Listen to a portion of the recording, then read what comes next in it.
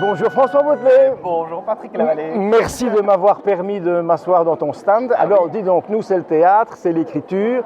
Mais qu'est-ce que tu fais ici dans un salon zen? Eh ben, parce que du coup mes livres parlent de résilience, parlent de deuil, parlent de changement de vie et donc du coup la littérature a ce pouvoir qui est capable, je ne le mesurais pas en écrivant le premier, mais de soigner, de faire du bien, de partager des émotions, d'évader, etc. Et donc en fait la zen attitude, ce n'est pas que des soins holistiques, etc. C'est aussi le bien-être personnel et c'est aussi le bien-être de l'esprit. Et je crois que la littérature y participe. Et donc voilà, mes livres trouvent assez bien leur place ici. Oh, on va faire comme des punaises. Tu mets pas.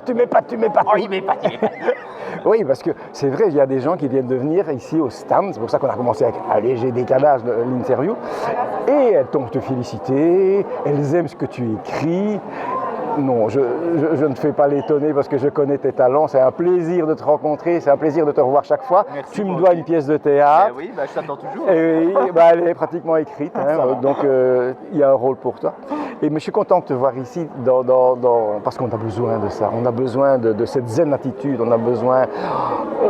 Tout le monde a peur quelque part, tout le monde a peur. J'étais hier en reportage, il y avait des enfants qui visitaient un musée dans lequel je me trouvais aussi. Et c'est un musée sur la guerre et les enfants étaient terrorisés. Il faut toute la poigne finalement des enseignants pour un petit peu les mettre à l'aise, etc. On a peut-être besoin de gens aussi comme toi dans la vie.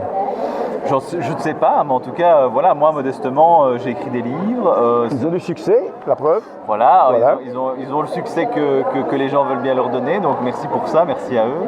Mais voilà, moi mon dernier livre vient de sortir, la poésie des cicatrices, et je suis vraiment heureux de l'accueil qu'il a parce que c'est vraiment un livre sur la résilience, etc. Et donc je pense qu'après Constellation d'un autre ciel, qui est plutôt un livre sur le deuil, ici on est vraiment sur la partie d'après, c'est comment se réparer après avoir été cassé, après avoir eu une épreuve, et il est possible en fait d'être encore plus beau et plus fort qu'avant après avoir été brisé, et je trouve que c'est un chouette message, parce qu'on a tous dans la vie des deuils plus ou moins grands qui nous jalonnent, et c'est en fait la question, c'est comment dans un deuxième temps arriver à les surpasser et arriver à en tirer quelque chose de positif, parce que les samouraïs disaient que le fait d'avoir des cicatrices, c'est la preuve qu'on a vécu. Et je trouve que c'est tout à fait vrai en fait, et c'est porteur de tellement d'espoir et de tellement de positivité que voilà, c'est chouette de pouvoir le partager, quoi.